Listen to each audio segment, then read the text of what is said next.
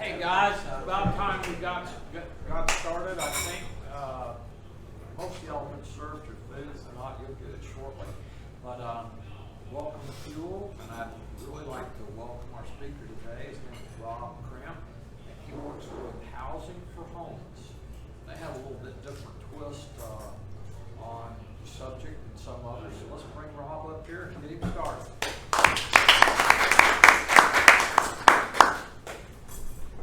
Thank you. Now, Billy, I've got it on video, photo. I got it on video. Okay. I actually want to talk about, it's kind of different. I'm not talking just about homelessness today. You saw the title, it's about poverty. I want to talk about poverty, some facts. How do we break the circle of poverty? What about poverty? How is it related to homelessness? How is it related to affordable housing? And what are we doing about it? Our agency, what are we doing about it? Talking about my agency, it's Housing for Homeless has been together right now about 31 years it's been going. A lot of that life until 2015 it was called the Coalition for the Hungry and Homeless. I took over in 2015. We didn't feed anybody, and we weren't a coalition, so I said, what the heck's the name for? So we changed it to that point of Housing for Homeless, because that's what we do. We have 92 properties that we feed, that we house not only homeless people, but low-income people as well. So we have probably a third of our properties are for people who have housing vouchers like Section 8 or HUD-VASH as well. But why do I want to talk about poverty? I saw a fact a couple of years ago that just stunned me. I was doing some research and found that in the years 2010 to 2018, so it's about 8 years, in Brevard, if you think about those years, that was the economy recovering, if you remember, from the impact of the recession. And if you remember, the economy really improved. In fact, look at the effect on unemployment. It went down from 12.5% down to 4.5%. And yet, despite that improvement over those 8 years, the number of people living in this county below the poverty level, which for a family of 4 is around 28,000 a year. The number of people living in poverty went up by a third. One of the biggest economic growths in this county. How could that be? And so I looked into it, and I formed a research group with a group called Lead Brevard. And we spent a year studying it, and we're still working on it, and focusing now more on what we call breaking the cycle of poverty. The cycle is, when you think about it, it's pretty simple. If you have children who are growing up in poverty, they go to school, probably don't go to school early enough because the parents can't afford childcare. When they get into school, they get an indifferent education from a poor school in a poor area. They don't get to college, or sometimes don't graduate from high school. They don't get the job that's going to take them out of poverty, and so the cycle gets repeated. So what we're focusing on, how can we break that cycle? And things are against it. It's the problem we've got in this country is there's certain elements of our society that breed inequality.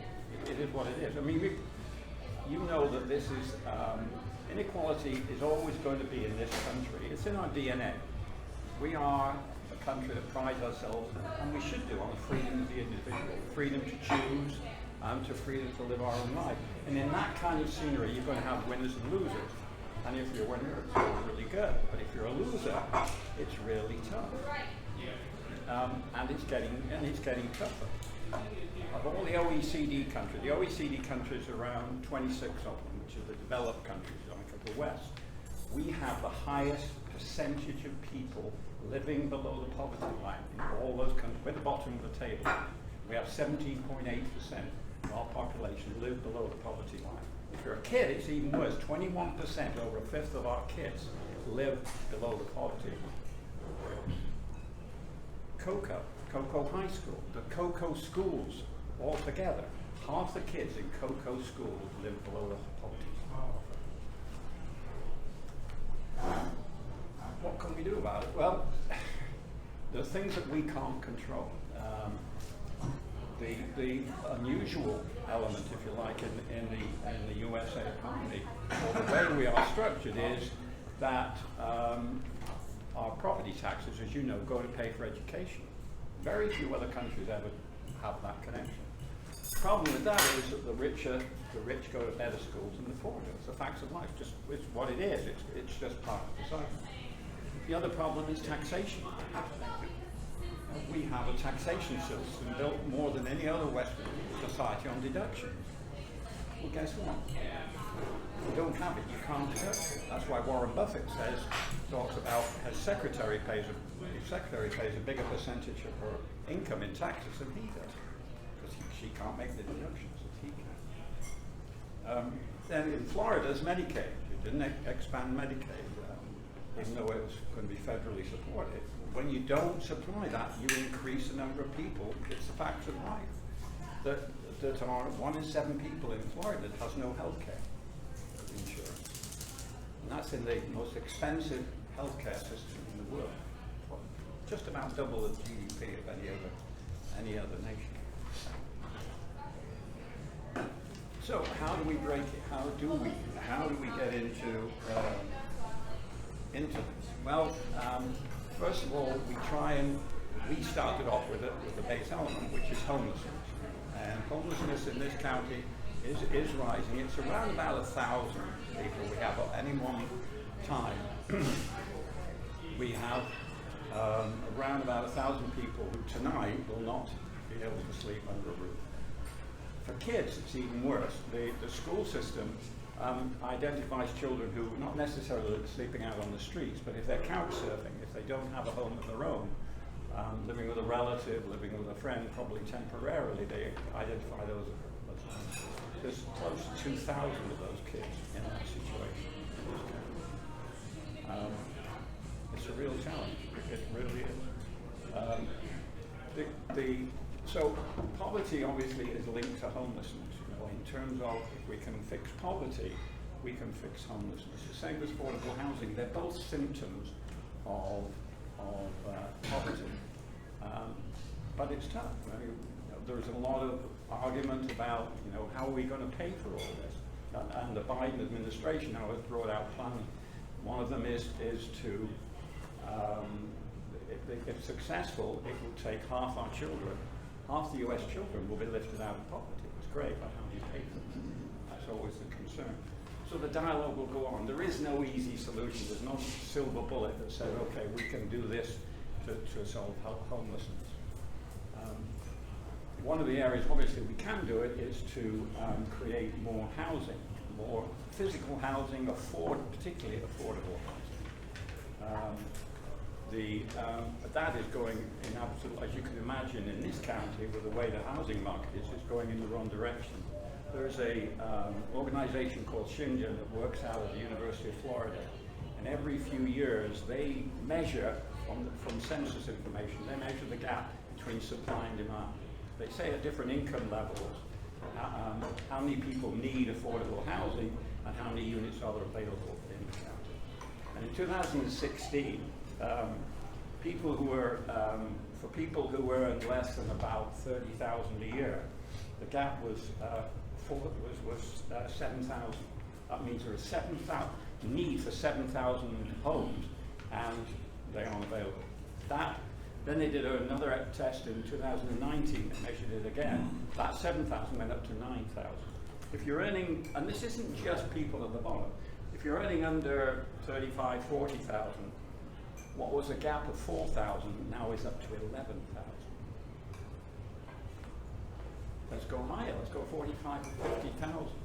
People, in 2016, there was actually more properties available than the demand, so it was good news, it was positive. That has changed from a positive to a gap now of 15,000 that we don't have. So it's not just, we're not just talking about the homeless people, people earning reasonable incomes just cannot find affordable housing. At the bottom end, nobody in this county, no individual or family earning 20,000 or less can afford anything. Just can't afford any property without a subsidy. And that's where Section 8 housing vouchers come in. They are a critical element of being able to help people at those low incomes be able to afford housing. Yes, sir. When you speak of housing, are you saying rental property? Or Yes, mostly. moving into a house type? Mostly. Just an apartment? Yeah, you're really talking about rental properties, because ownership, I'll talk about that in a minute, but ownership in most cases is out of the question.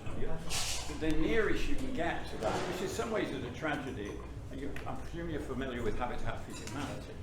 That is the closest you can get, because if you put the sweat equity in and you have a certain limited amount of capital, you can get into a Habitat for Humanity property. And if you're prepared to work, but once you're in there, they can show you it's cheaper to live in a Habitat property than it is to pay rent. Because they're so efficient, they're small, so efficient, and well managed. So I thought that was interesting. So, how was our agency dealing with it? Well, as I say, we have 90 properties, and I'm pleased to say that actually it happened just in the last 2 weeks. We found out, first of all, we got financing approved by the Florida Housing Finance Corporation for a $21 million project that we're putting into Cocoa, 90 units built on Michigan Avenue, and that will come on stream probably in 2023. And half of those 90 units will be put aside for the homeless. So that is a nice plus. On top of that, we have ourselves. We have 6 acres of land in Cocoa that we've never been able to find a developer. Finally, in the last month or so, we found a developer who's willing to actually build there. And because of the zoning, these are not rentals. These are going to be for wholly owned. But he can assemble these off-site, build them very efficient, very well insulated, and he hopes to be able to put them on the market for a 4-bedroom for some as low as 150,000, 160,000. However, there still is the problem you've got is a lot of the people who are earning 20, 30,000, even 160,000, they just don't have the capital to be able to get into something like this. They're just poor people. You've probably seen this debate going on about raising the minimum wage to $15 should be nationally. The response from many people says, oh, now you're going to put all the fast food employees out of business because nobody can afford to pay for it. Yes and no. In the short term, the trouble is, but what people don't seem to understand is poor people don't save money. You give poor people more money, they spend it because they have to. That's what they live with. So when you raise the minimum wage, and they've shown this in the Northwest, if you raise the minimum wage, that money almost immediately goes back into the economy. It improves the economy, everybody benefits from it, and even if there was initially a small amount of unemployment, that quickly gets taken up because the money is in there. It's not like, you can go backwards and forwards on the benefits or otherwise of the Trump tax cut. But the reality was, the results of that was, the money didn't go back into the economy. It went into stock buyouts, when the corporate tax was reduced, or people put it into savings, or they passed it on to the kids, because they didn't need the money immediately. Poor people need the money today. So you give poor people money, they will use it, they will spend it. That's what they do. Yes. I see this is something, and I see a lot of poor people, and I see a lot of these housings you're talking about, the government housing, whatever. I'll tell you what, if you're not poor, there's 2 things that's hard to understand sometimes. You can talk to the poorest people around, there's 2 things they got. It's tattoos and a cell phone. That ain't cheap.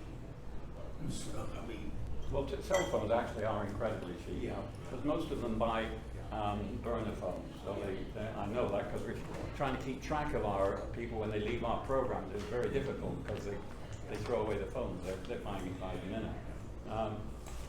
But you have to be careful. I'm not saying you're wrong. But you have to be careful. And the other thing that people say, oh well, food stamps. Give them food stamps. They can take that. Then they don't have to work. And this goes back to as far back as Reagan with his welfare quota.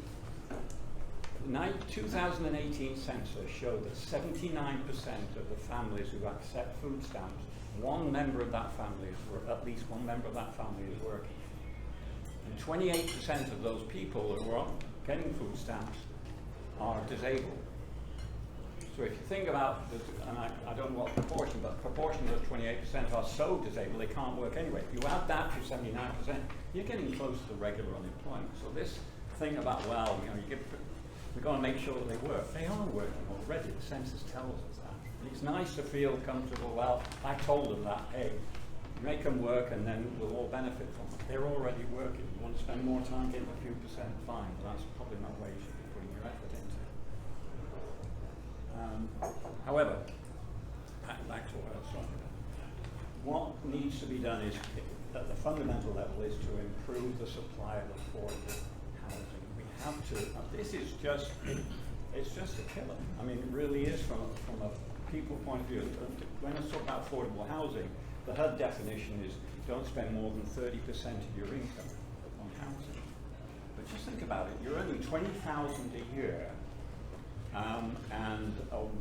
Let's say you've got a family of four. The fair market rent for a family for a 4-bedroom in this county is around about $1,400, maybe you get away with $1,300. You're talking about people earning $20,000 having to put out 50% of their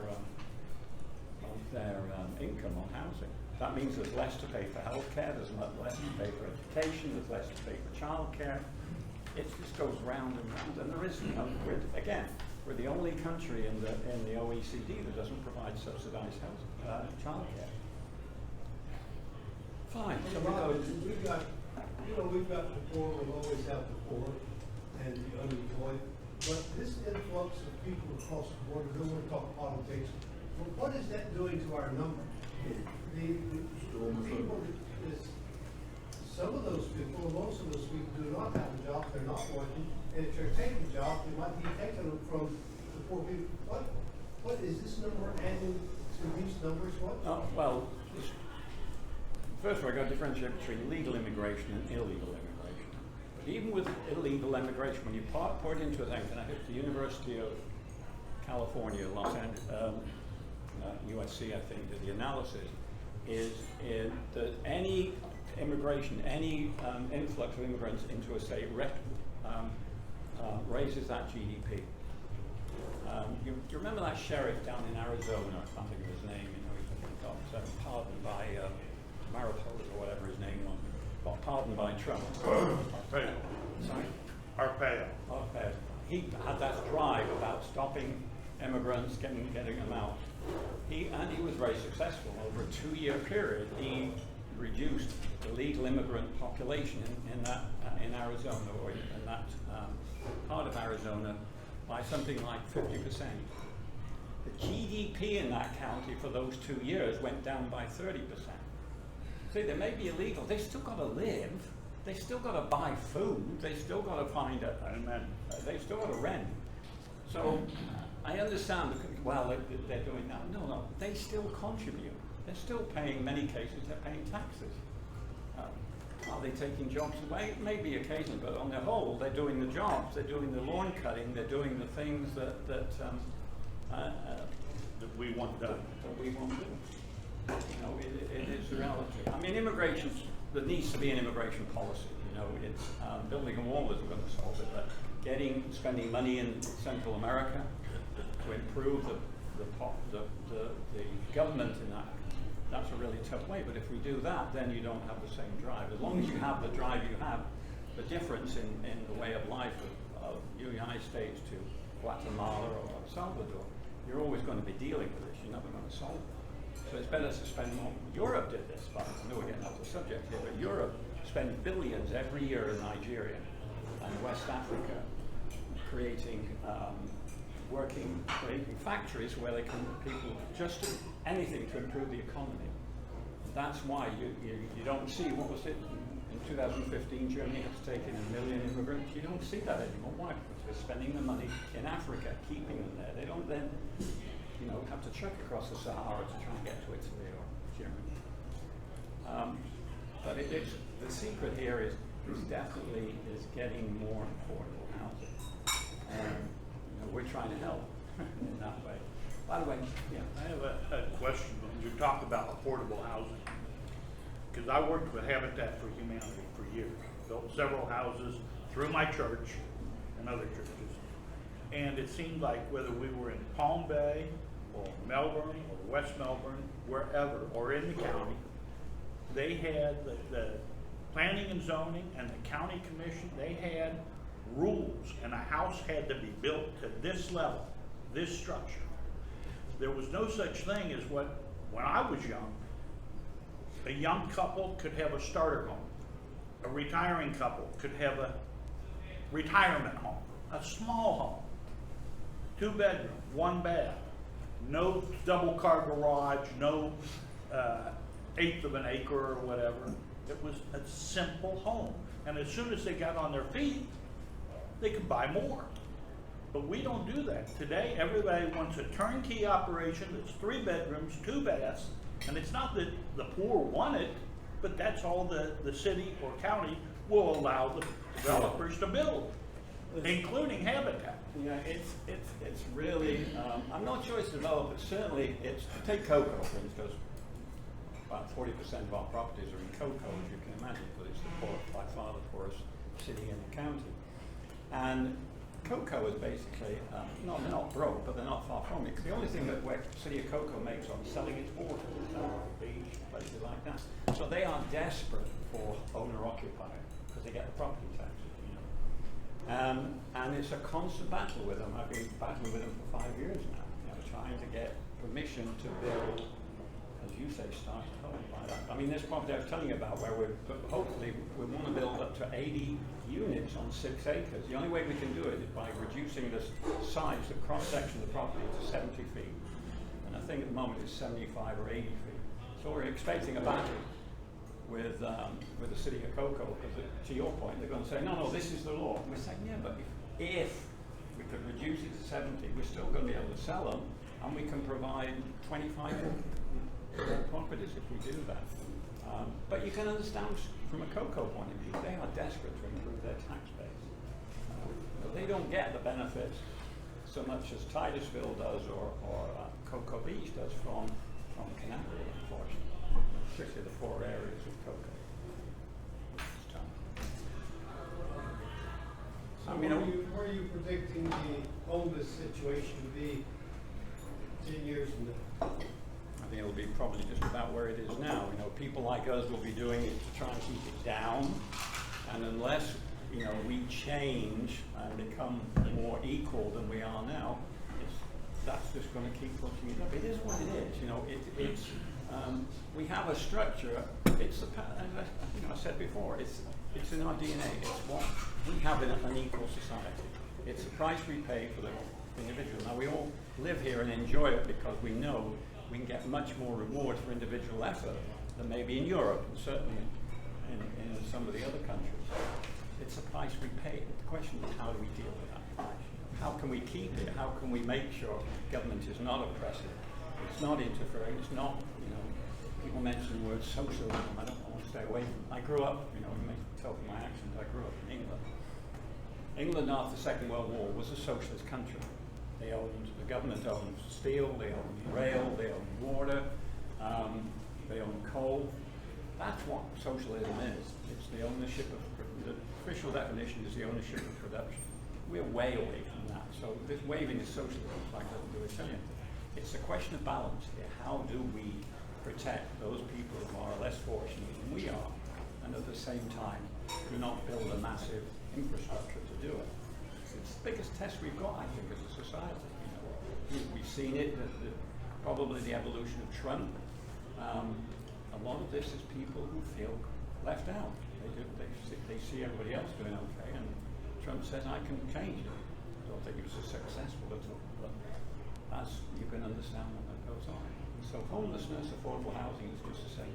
I'm curious, to what degree is your organization supported by the church community? Limited. And do you have a reason for that? You know, it's just the way we have. You've never sought it out? Well, we have, yes, we do. We have,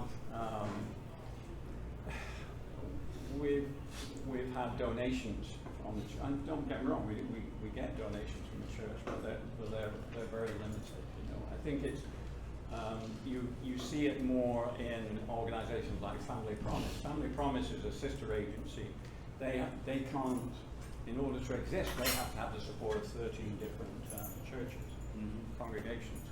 So we don't have anything like that. So we are limited, and it is a problem. You know, we are very grateful. The fact is that about 60% of our funding still comes from federal funding because it's reliable, it's there, and every year if we do a good job, it gets rolled over. The problem is you have to account for every penny. There is no waste. The way HUD runs it, and I tell you, it's people accuse sometimes of HUD being wasteful. Not with us, they don't. Tell you that. They account for every single penny. And the problem is we don't get enough money to care for the people.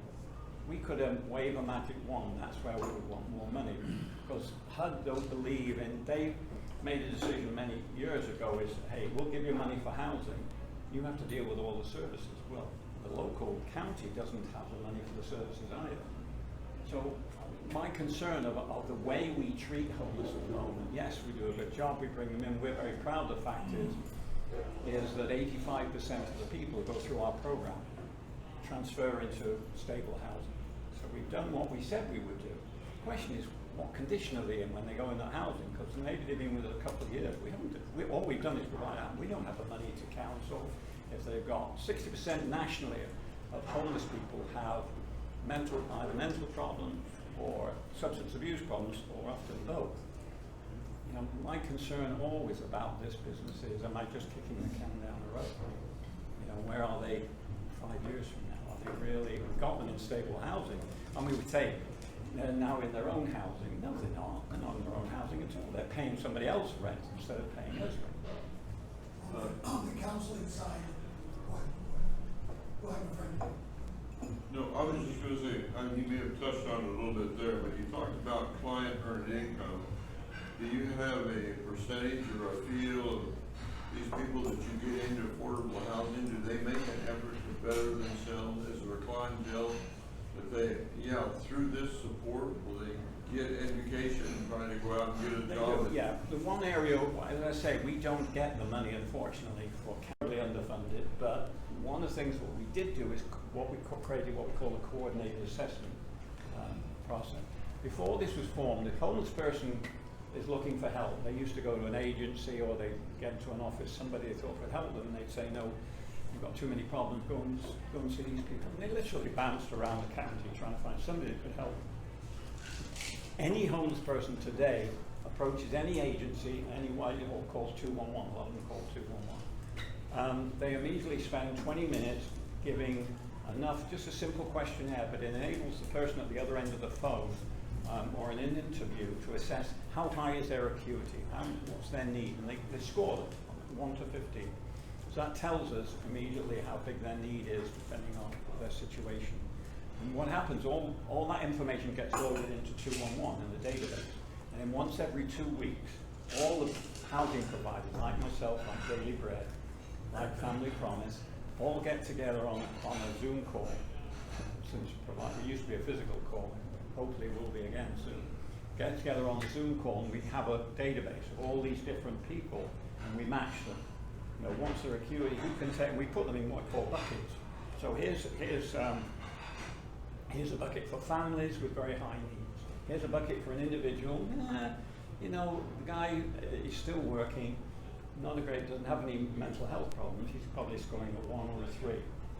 So we'll try and find something for him, but we'll probably give more priority to that family who's scoring a 10 maybe, or an 11.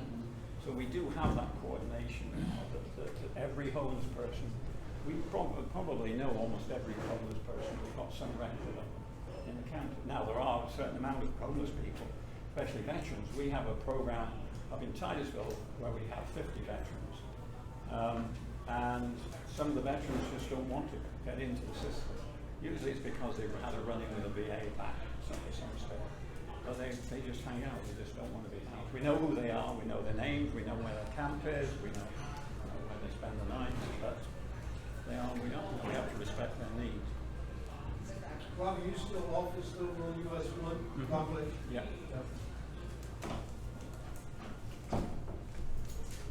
What can we as individual Christ followers do besides throw money at you? I think be advocates, get people, the problem the challenge, I think, from a philosophical point of view of homelessness is, it's usually somebody else's problem. If you're right wing, you think it's the churches or it's charity. If you're left wing, you think it's the government problem. Whoever it is, I don't care. Homelessness needs to be dealt with. What am I going to do? Well, somebody else is going to deal with it. If we have more people who would advocate and say, no, whoever you talk to, this is a community problem. This is not an individual problem. This is absolutely a community problem. We all have to think of different ways that we can deal with it. So I think advocacy, money is always welcome, but advocacy, I think, on behalf of the homeless, being educated, avoiding this. Well, there's nothing we can do about it. If it's 10% of our population, they're always going to be lazy and they don't work and they do all that. That doesn't solve the problem. The problem is everybody to take ownership in terms of your question, what can they do? And I think advocacy, if you're in conversation with somebody, if you're at your church and you're talking to people and you hear somebody say, well, panhandling is always going to be there. Well, wait a minute, it doesn't have to be that there. We can take different, there are lots of creative ways. I was with one of the county commissioners last year, and his idea was to put up, and he was taking an example from the West Coast, I think, where a community had actually put donation boxes all around the county. Everybody knew where they were, and so people that pulled out the traffic lights could say to the homeless people panhandling, no, we've already given, or I hear what you're saying, but I'm not going to give you no, I'm going to put it in one of those boxes. If you take away the supply, then you'll take away the demand. And apparently it worked. He hasn't been able to convince any of the other commissioners to do it here. But I think those kind of creative, out-of-the-box ideas for addressing homelessness are really important. But the reality comes down is we've got to find more housing, guys. We've just got to find ways of promoting more low cost. I have another question. When you're talking about building this development of 80 units, they're going to be primarily apartment homes? They're all apartment. All right. How do you go about controlling the people that move in there so that 5 or 10 years from now, that will not become an absolute ghetto? Good question. Well, first of all, this is a very big project. It's being financed with something called low-income housing tax credits. The great thing about this is there's no taxation demand on the local county. Tax credits are where people who have a capital gains can offset that capital gain by investing in this project. So they get the benefits through reduced capital, reduced taxation. So we have not had experience of this, so we're bringing in a local a management company for the first couple of years till we learn how to do it. So we get the skills. How do you manage something like this? The other thing is it's not all homeless. With the upper level of income people within here, we'll probably have first responders. We could have firefighters. We could have the police. So you have a mixture. That will help. Yeah, you do a mixture of different. You know what? I learned long ago that you cannot run a viable housing operation for the homeless. They can't afford the money. They just can't. You have to have a mixing. That's why as I say, we have a lot of homeless, but we also have a lot of people who are earning 20, 30, 40,000 a year as well. I think getting the right mixture, and people say, well, you could care for more homeless if you put them all in there. I said, yeah, but to your point, it just doesn't work. We lose control. We don't get the income. You have to have a mixture. I know I stumbled on a church fellowship group that I attend called Church in the Wild in Oak Alley, Old Oak Alley. And the pastor bought a home in the middle of Booker T. Washington, which is a largely minority community, and he bought a home in there because it was surrounded by habitat homes. No one in the middle class wanted to move in there. He bought a home very affordably. He's got a beautiful home, and because he's there, everyone around him has started lifting up their community. And I think we need to look at particularly middle and upper middle class Christians to do things like this. Don't shield ourselves away from them and put them in a corner, but we need to intermix with them. You're familiar with the term Guys, NIMBY? we're kind of beyond our time limit. here, everybody's welcome to ask a question, but we'll either you or I'll get somebody else to close in prayer and we'll move into the question section.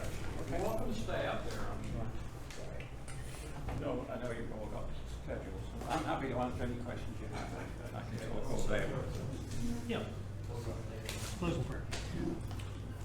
Father, we thank you for an opportunity that we can sit today as men around a table with good food, with fellowship, to learn more about the homeless problem here in Brevard as well as around the country. And Father, we know that it's not an easy problem to solve. And so Father, we pray for your guidance and your wisdom. And we pray that you would bless this organization and the work that they're doing and all the efforts for the homeless throughout Brevard County. Pray that you go with us for the rest of the day. In thy name we pray. Amen. Amen. Thank you, Robin, for